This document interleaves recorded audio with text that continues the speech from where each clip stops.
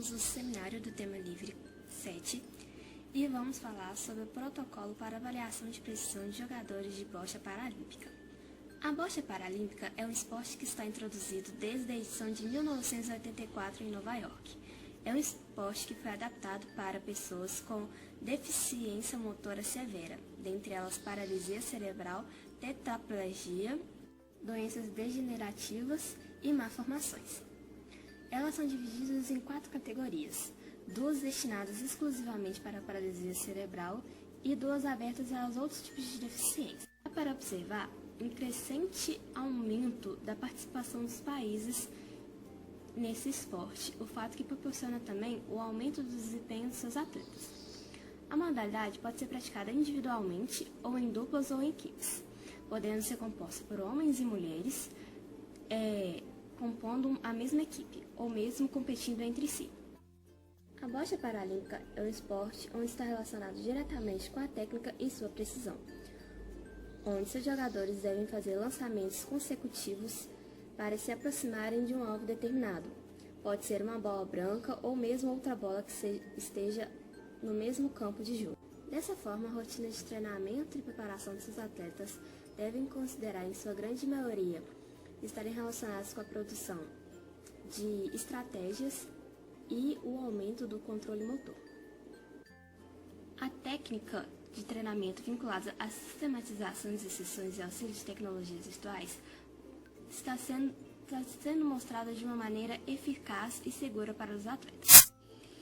Ainda que se reconheça a importância de aumentar a dedicação e a precisão dos jogadores, ainda não foi padronizado uma maneira de poder avaliar esses indicadores. A técnica de aproximação e por observação de erros e acertos em estudos de acompanhamento, destacando que em outras modalidades paralímpicas têm demonstrado bons resultados ao propor protocolos de baterias e testes específicos. Um desses exemplos estão em basquete, no rugby e no tênis, com exceção do protocolo para avaliação funcional dos atletas. No entanto, ainda não foram desenvolvidas nem praticadas métodos e protocolos para avaliação do procedimento para avaliação na bocha paralímpica. Tais informações muito importantes para os treinadores e jogadores poderem avaliar o seu desempenho durante todo o período específico do ano competitivo. Com isso, o objetivo desse artigo é demonstrar a criação de um protocolo de avaliação de precisão na bocha paralímpica. Desenvolvimento dos equipamentos. Foram projetados 2 alvos com tamanho máximo de 110,5 cm, cada, graduado de 1 a 7 pontos, com valor crescendo das bordas para o centro do alvo. O que difere é a espessura entre as zonas de pontuação e também a sensibilidade da graduação. Em ambos os alvos projetam-nos uma pontuação de 1 a 7 pontos, com 0,5 pontos de resolução em um dos alvos, enquanto o outro permite resolução de 1 ponto.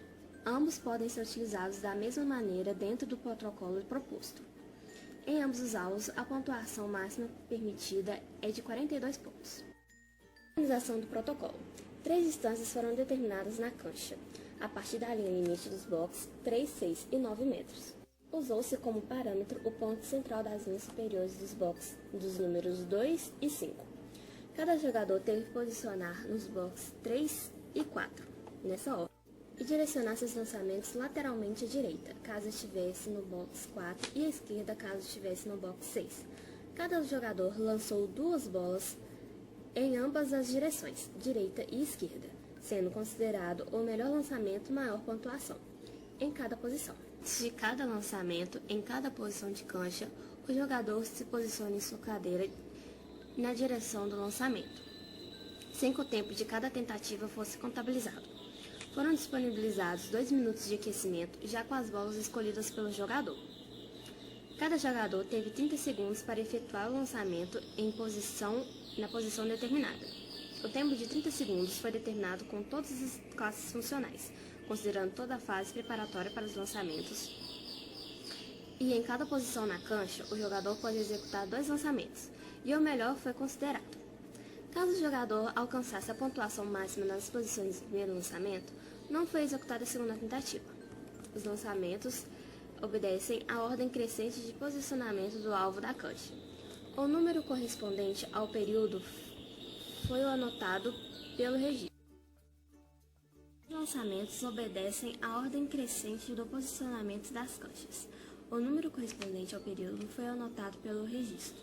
Caso o atleta não conseguisse alcançar o primeiro período do alvo, em nenhum dos dois lançamentos, foi atribuído o valor de 0,5 para referido lançamento. Nas situações em que a bola lançada parasse em 2 períodos, foi considerada a maior porção da bola entre os 2 períodos. Caso não fosse possível estabelecer uma maior porção entre os 2 períodos, atribuísse o valor intermediário entre os 2 números dos alcançados. Determinação dos indicadores de precisão. A somatória dos melhores resultados atingidos pelos atletas em cada distância de lançamento será considerada a precisão máxima, sendo possível cada atleta alcançar até 42 pontos. Após a determinação do valor final da precisão, foi verificada a consistência de cada lançamento de acordo com a somatória dos pontos atingidos nessas 4 regiões da quadra. Assim, a precisão curta, média e longa foram calculadas a partir da soma dos 4 lançamentos executados, sendo possível atingir até 28 pontos em cada indicador de consistência.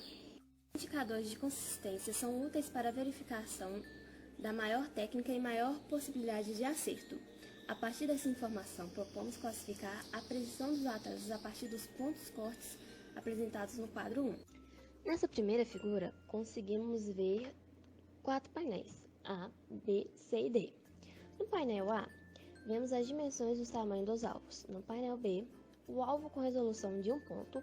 No painel C, o alvo com resolução de 0,5. E no painel D, organização da quadra para a aplicação do protocolo. No quadro 1, temos os pontos de corte para a classificação dos indicadores de precisão, onde temos a classificação de precisão máxima, a pontuação final atingida. Se for menor que 10,5, a precisão é pequena. Entre 11 e 21,5, precisão regular, 22 a 32, precisão boa, e acima de 32 temos a precisão excelente. Em consistência de precisão, se a distância foi curta, média ou longa, menor que 7 pontos, temos uma precisão pequena. De 7 a 13,9 temos uma precisão regular, de 14 a 20,9 temos uma precisão boa e acima de 21 pontos temos uma precisão excelente. Avaliação de aplicabilidade. 2 procedimentos de aplicabilidade foram conduzidos. No primeiro, 9 atletas foram recrutados para participarem dos experimentos de aplicabilidade. A diferença entre as medidas obtidas pelos 2 alvos projetados foram verificadas comparando os valores médios de cada variante analisada. No segundo, uma subamostra contendo os atletas foi avaliada 2 dias não consecutivos, separados por 7 dias. Essa subamostra menor foi composta apenas por atletas que efetivamente foram avaliados dentro do intervalo de tempo necessário para testar a estabilidade das medidas. Esse procedimento foi realizado tendo em vista a natureza da variante analisada e os fatores influenciados tais quais a fadiga. Os testes foram aplicados no mesmo local de treinamento dos atletas, no mesmo horário do dia, em uma quadra poliesportiva nivelada, de piso cimentado. Em todas as situações, a ordem de aplicação dos alvos e todos os procedimentos foram seguidos de maneira padronizada, sendo realizado pela mesma equipe de avaliadores. Análises estatísticas. A normalidade dos dados foi verificada a partir do teste de Shapiro-Wilk. Para comparar os valores medidos obtidos entre os 2 alvos desenvolvidos, recorreu-se ao teste T, para amostras preparadas. Para verificar a estabilidade das medidas, comparou-se os valores obtidos entre os dias 1 e 2 por meio do teste de Wilcox. Para verificar a concordância entre os 2 dias de aplicação, optou-se por utilizar o método de análise gráficas de blend-out, reunindo em um grupo único os indicadores de precisão, com verificação dos respectivos viés e limites de concordâncias estabelecidos. Esse procedimento de unificação foi necessário devido ao número reduzido de sujeitos para esta fase de aplicabilidade. Adicionalmente, recorreu-se aos cálculos de coeficientes de correlação interclasse, CCI. de erro padrão de medida, EPM, e pela equação EPM é igual a dP vezes raiz quadrada de 1 menos CCI, onde dP é o maior desvio padrão, verificado entre os momentos de coleta dos dias 1 e 2. De posse desses indicadores, calculou-se a mínima diferença detectada por meio da fórmula MDD, que é a mínima diferença detectada, que seria igual a 1,64 vezes raiz quadrada de 2 vezes EPM. Tais estatísticas foram utilizadas em estudos anteriores. Os dados foram analisados no software PRIMS versão 6.0 e o nível de significância adotado foi de 5%. Nessa tabela tem os dados descritivos de todos os voluntários. Ela mostra a idade, a classe funcional, o tipo de deficiência, o tipo de experiência e o volume de treinamento semanal de cada voluntário. Foi observados valores de 2 pessoas com classe funcional BC1, 4 pessoas com classe funcional BC2, apenas 1 pessoa com classe funcional BC3 e 2 com a classe funcional BC4. A média de idade foi de 26 anos, a média do tempo de experiência foi de 28,54 meses e, por fim, a média do volume de treino semanal foi de 4,43 horas por semana. Os dados de concordância entre os dias de coletas 1 e 2, verificados pelo método de Blunt-Altman, são apresentados nesta figura. Observa-se viés baixos e não significativos para cada um dos alvos aplicados, sendo consideráveis aceitáveis. Alvo 1, o P é igual a 0,477 e no alvo 0,5 o P é igual a 0,896.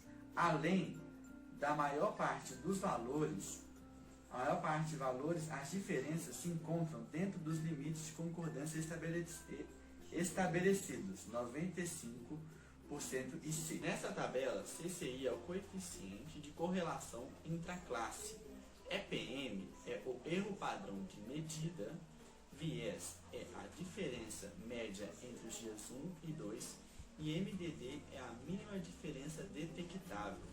Foi observado valores excelentes e moderados para o CCI no alvo 0,5. Por contravia, o EPM e o MDD foi menor. Foi demonstrado um protocolo recentemente desenvolvido e, por ser produzido de maneira ecológica, visando considerar a principal característica técnica do jogo, esse recurso tem características de validade lógica, mesmo que não tenha sido colocado em avaliação por treinadores, atletas, etc. Observa que no quadros A, B e C não houve diferença significativa de precisão, mas no D, a precisão longa no RES 1 foi muito maior em relação ao RES meio. Lembrando que, pelo fato do RES 1 possuir uma área maior de pontuação em relação ao meio, existe menor possibilidades de acerto por parte dos atletas de Bosch. Foi observado que atletas do BC2 e BC4 possuem força superior ao BC1 e BC3. Esses resultados são reforçados pelos menores valores observados para MDD no RES meio na tabela 2. Antes, esse estudo focou nas classes funcionais BC2 e BC4. Para ter maior entendimento dos métodos de treinamento e avaliação, é preciso desenvolver outras investigações com atletas paralímpicos com deficiência motora severa. É necessário mais estudos com foco especial nas demais classes funcionais. Ainda que hajam estudos conduzidos no sentido de desenvolver métodos de avaliação em esporte paralímpico, há diferenças metodológicas existentes em termos de critério de avaliação, desenhos de procedimentos de autenticidade científica, diferentes modalidades e também valências físicas envolvidas, limitam as comparações com essas investigações. Como dito antes, algumas limitações são os números dos sujeitos e a ausência de atletas em todas as classes funcionais, o que reduz a capacidade de exploração dos resultados obtidos. Bom, com isso, especial atenção deve ser dada à classe BC3, por possuir a especialidade de uso da calha, além da participação do auxiliar na cancha. Concluímos que o protocolo produzido possui características de fácil aplicação, apresentando nível de validade lógica considerável diante da especificidade da modalidade a que se propõe avaliar. Adicionalmente, verificou-se que ambos alvos apresentam indicadores de consistência, teste e reteste considerável, moderados e excelentes. Preliminarmente, recomenda-se a utilização com o alvo de menor resolução, o resto meio ponto, pelos menores valores encontrados nos índices que medem a confiabilidade.